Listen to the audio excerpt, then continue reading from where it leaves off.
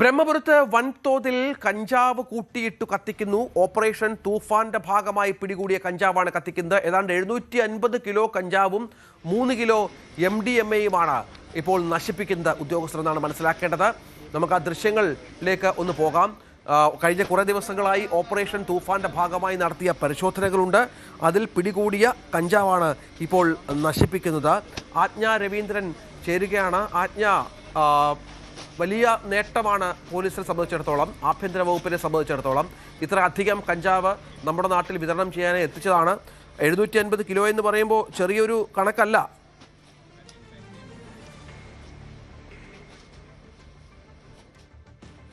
രഞ്ജിത്ത്, 587 കിലോയാണ് കത്തിക്കുന്നത്. നിലവിൽ ബ്രഹ്മപുരത്തെ മാലിന്യ പ്ലാന്റ് സംവിധാനങ്ങൾ ഉപയോഗിച്ചിട്ടാണ്, കൂട്ടിയിട്ട് കത്തിക്കലല്ല, ഇവിടുത്തെ സംവിധാനങ്ങൾ ഉപയോഗിച്ചിട്ടാണ് ഇത് നീക്കം ചെയ്യുന്നത്. കഴിഞ്ഞ ഒരു വർഷമായിട്ട് ഈ കൊച്ചി സിറ്റി പോലീസ് മാത്രം പിടികൂട്ടിയുള്ള ലഹരി വസ്തുക്കളാണ്.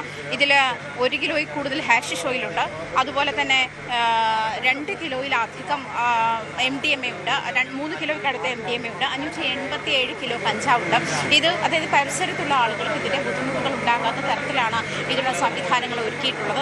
അത്തരത്തിലാണ് കമ്മീഷണർ അല്പം മുമ്പ് നമ്മളോട് പ്രതികരിച്ചത്. എങ്ങനെയാണ് Kochi city police commissioner Kalidas Mahesh Kumar അല്പം മുൻപ് മാധ്യമങ്ങളെ കണ്ടിരുന്നു. അദ്ദേഹം വ്യക്തമാക്കിയത് അങ്ങനെയാണ്. അതായത് കൊച്ചി ബ്രഹ്മപുരം പ്ലാന്റുമായി കൊച്ചി കോർപ്പറേഷൻ്റെ സഹായത്തോടു കൂടി ആണ് ബ്രഹ്മപുരം പ്ലാന്റിലെ നൂതന സംവിധാനങ്ങൾ ഉപയോഗിച്ചത്. അതായത് നിലവിൽ ഇവിടെയുള്ള സാനിറ്ററി പാർട്സ് ഉൾപ്പെടെയുള്ള കാര്യങ്ങൾ ഡിമോളിഷ് ചെയ്യുന്ന ഒരു എക്യുപ്മെൻ്റ് ആണുള്ളത്. അതിലേക്കാണ് ഈ ലഹരി വസ്തുക്കൾ ഇത് കത്തിക്കുന്ന ഒരു സാഹചര്യത്തിലേക്ക് കൂട്ടിയിട്ട് കത്തിക്കലല്ല, അല്ലെങ്കിൽ മറ്റു പരിസര മലിനീകരണങ്ങളോ മറ്റു സാഹചര്യങ്ങളോ ഇല്ല. ഇതിന് കോടതിയുടെ അനുമതി ഉൾപ്പെടെ കാത്തിരുന്ന ശേഷം ആ അനുമതിക്ക് ശേഷമാണ് ഇത്തരം നടപടിക്രമങ്ങളിലേക്ക് കടന്നിട്ടുള്ളത്. എന്തായാലും നിലവിൽ നമുക്ക് ദൃശ്യങ്ങളിൽ കാണാം ഇതിലെ ഈ എക്യുപ്മെൻറ്റുകൾ അതിൻ്റെ സഹായത്തോടു കൂടിയാണ്, ഇവിടുത്തെ മറ്റു ജീവനക്കാരുടെയൊക്കെ സഹായത്തോടു കൂടി തന്നെയാണ് ഈ പ്രവർത്തികൾ നടക്കുന്നത്.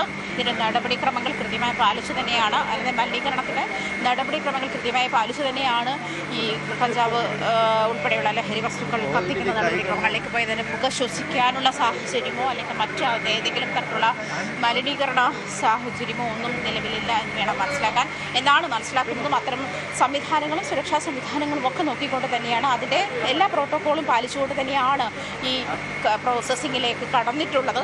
നിലവിൽ നമുക്ക് നമ്മുടെ ദൃശ്യങ്ങളിൽ തന്നെ കാണാം എത്രത്തോളം, അതായത് ഈ 587 കിലോ എന്ന് പറയുന്നത് കഴിഞ്ഞ ഒരു വർഷത്തിന് മേലെയുള്ള കാലഘട്ടത്തിൽ കൊച്ചി സിറ്റി പോലീസ് മാത്രം പിടിച്ചെടുത്തതാണ്. ഓപ്പറേഷൻ തൂഫാന്റെ ഭാഗമായിട്ടുള്ളതും ഇതിൽ ഉൾപ്പെടുത്തിയിട്ടുണ്ട്. പക്ഷേ എന്നിരുന്നാലും കഴിഞ്ഞ ഒരു വർഷം കൊണ്ടുണ്ടായ പിടിച്ചെടുത്തിട്ടുള്ള ലഹരി വസ്തുക്കളാണ് ഇപ്പോൾ ഡിമോളിഷ് ചെയ്തുകൊണ്ടിരിക്കുന്നത്. എന്തായാലും നിലവിൽ മറ്റ് പാരിസ്ഥിതിക പ്രശ്നങ്ങളോ അല്ലെങ്കിൽ അതിനെ പുക ശ്വസിക്കാനുള്ള സാഹചര്യങ്ങളോ ഒന്നുമില്ലാത്ത തരത്തിൽ വളരെയധികം സേഫായിട്ട് തന്നെ മാലിന്യ പ്ലാന്റിൻ്റെ സഹകരണത്തോടു കൂടി മാലിന്യ പ്ലാന്റിൽ ഈ സാനിറ്ററി നാപ്കിൻ ഒക്കെ കരിച്ച് കളയുന്ന ഭാഗത്തെ മെഷീൻസാണ് ഇപ്പോൾ ഉപയോഗിച്ചിട്ടുള്ളത്.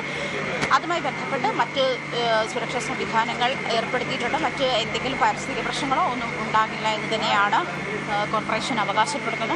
അത്തരത്തിലുള്ള സംവിധാനമാണ് ഇതുമായി ബന്ധപ്പെട്ട് ലഹരി വസ്തുക്കൾ കരിച്ചു കളയാൻ വേണ്ടി ഉപയോഗപ്പെടുത്തുന്നത്. കൂട്ടിയിട്ട് കത്തിക്കൽ അല്ല ശരിക്കും നടക്കുന്ന പ്രൊസീജിയർ. നമുക്ക് ദൃശ്യങ്ങളിൽ കാണാം, അതിൻ്റെ പ്രൊസീജിയർ പൂർത്തിയായി കൊണ്ടിരിക്കുകയാണ്. അതായത് ഓരോ ഘട്ടമായിട്ടാണ് ഇത് ഉള്ളിലേക്ക് നീക്കം ചെയ്തുകൊണ്ടിരിക്കുന്നത്.